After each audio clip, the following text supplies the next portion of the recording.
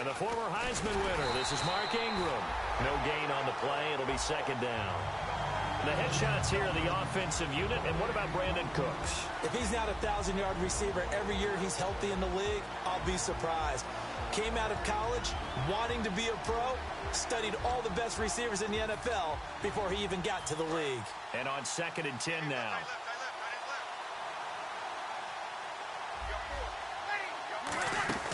Ingram again. And he's going to be brought down at about the 33-yard line. 8 yards on the ground there, and now they're looking at a 3rd and 2. And once again, leverage wins. The offensive line, lower than the defensive front. They moved them and found some good space for the guy carrying the ball. Looks like a nickel set here defensively on 3rd and 2. Yeah, maybe expecting a throw. It's complete to Flainer. And he's able to pick up the first down here before he goes down at the 26. An ex-teammate used to tell me all the time, I hate experienced quarterbacks because no matter what, you really can't hide what you're doing. And I think that right there, he knew right away where the blitz was coming from, where his primary guy was going to be, and he ended up going to a secondary target for a nice game. I was just going to ask you, that wasn't the primary target, and he's so good at that, isn't he? I think he knew right away that he wasn't going to get to his primary guy. I think he read that as soon as he got to the line of scrimmage, knew where the pressure was going to come from, and said, I know how to beat that, and that's what he did. Red zone opportunity.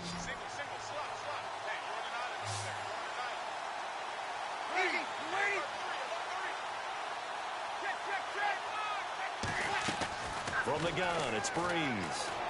And nearly picked off. Surprising to see a defender of his caliber let it get away, but it does get away and it's 2nd down.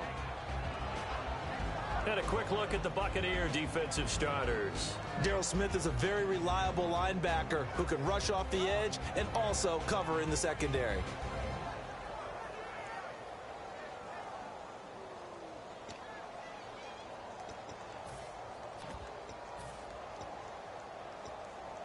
Second down now after the incompletion.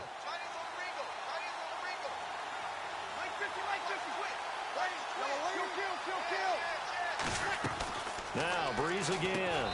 And he is into the end zone. Touchdown, New Orleans. Their dangerous wide receiver with touchdown number 7 on the year. And the Saints have taken the early lead.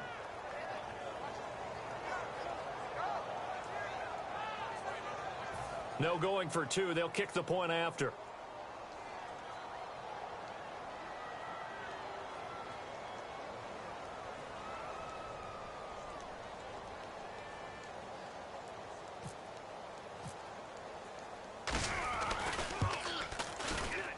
And it's good as the Saints have a 7-0 lead.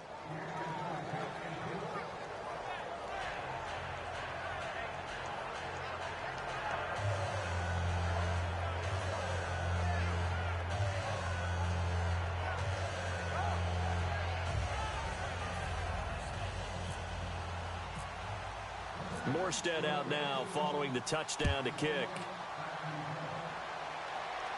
This fielded a few yards into the end zone.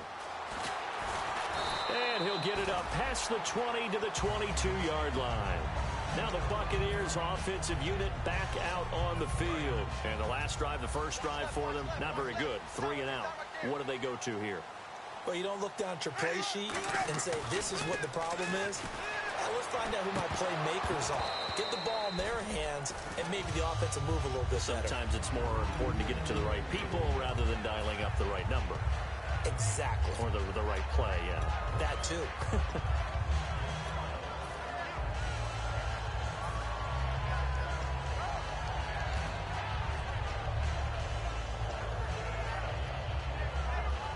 So the incomplete pass brings up 2nd down.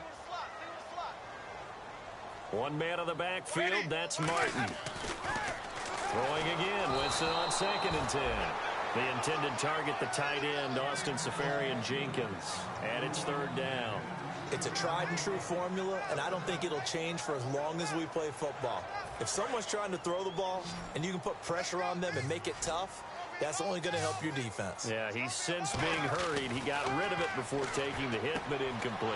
And he fires one that's intercepted. Picked off by the linebacker, James Laurinaitis. And they're going to set up shop at the 27-yard line. And looky there, Charles, just acquired, already making an impact on the defensive side of the football. Maybe not a superstar, but he does a few things well, and I think they'll emphasize that in his new role with this team.